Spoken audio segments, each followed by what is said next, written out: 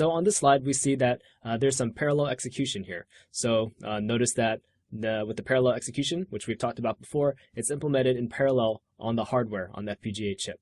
So using LabVIEW FPGA, since it's a graphical programming language, it's very easy to create parallel code and visualize it.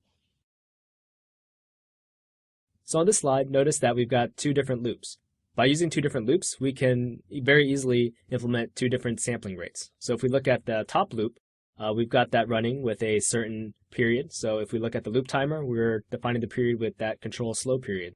And then at the bottom there, we've got another loop that's running in parallel, and we can have that loop running at a very fast period. That's determined there by the loop timer with the fast period control. So let's talk about the loop rate limitation real quick. The loop rate is going to be determined by the longest path that's in that loop. So if we're taking a look at this particular example, this example is going to take about 38 ticks to execute.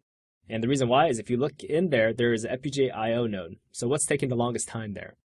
Notice that we've got an analog output terminal there, and that analog output terminal is going to take about 38 ticks.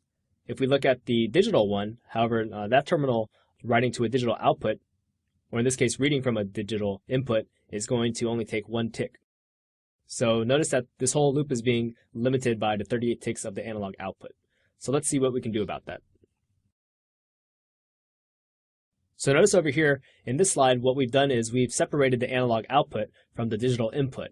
So now the analog output loop that we see at the top is taking about 38 ticks to run. And if we take a look at that bottom loop, because it's in a separate loop, the digital loop is be able to run much faster. It's only going to take 4 ticks.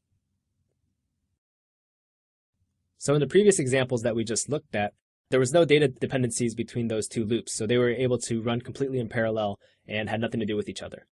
However, what if you want to pass data from one loop to another loop? Since the loops are running in parallel, you can't use a wire to pass that data. You need to be able to use something that can be shared among multiple loops. And that's what we'll talk about in the remainder of this lesson. Now you can describe a few examples of parallel loops executing on FPGA.